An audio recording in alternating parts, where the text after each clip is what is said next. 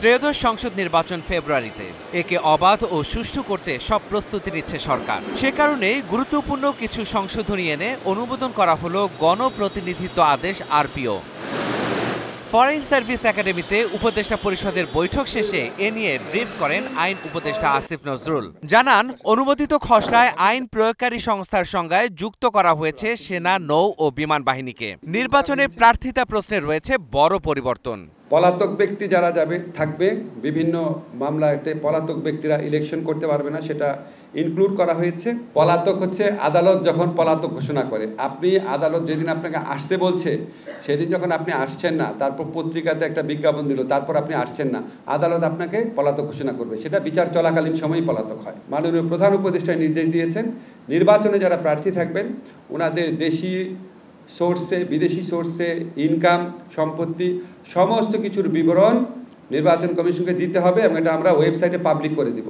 জামানতের যে পরিমাণ সেটা 20,000 ছিল, এটা 50,000 করা হয়েছে।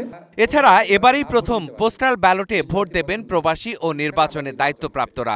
জোটবদ্ধভাবে নির্বাচনে গেলেও ব্যবহার করতে হবে দলীয় প্রতীক।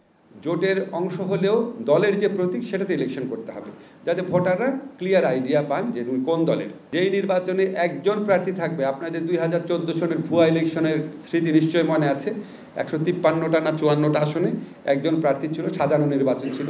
এই ধরনের নির্বাচন যেন না হয়। একজন প্রার্থী থাকলে সেখানে যারা ভোটার আছে তারা না ভোট দিতে পারবে, যেই প্রার্থী পছন্দ না, তখন সেখানে আবার নির্বাচন হবে। ভোট কাউন্টিংয়ের জায়গাতে মিডিয়ার প্রেজেন্স, মিডিয়া থাকতে পারবে, সেটার বিধান করা হয়েছে। আর ইলেকশন কমিশন একটা আগে আপনারা জানেন আগের আইনে বিধান ছিল যে কোনো একটা নির্বাচনী এলাকায় যদি কোনো ভোট কেন্দ্রে আপনার গণ্ডগোল হতো, সে ভোট কেন্দ্রের ফলাফল বাতিল করার বিধান ছিল।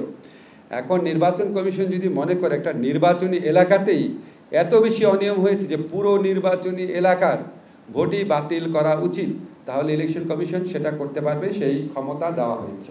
পাশাপাশি রাজনৈতিক দলকে 50,000 টাকার বেশি চাঁদা দিতে হলে সেটি হতে হবে ব্যাংকিং চ্যানেলে। লাগবে ওই ব্যক্তির এ সংক্রান্ত ট্যাক্স রিটার্নও। মাহাদি হাসান, স্টার নিউজ, ঢাকা।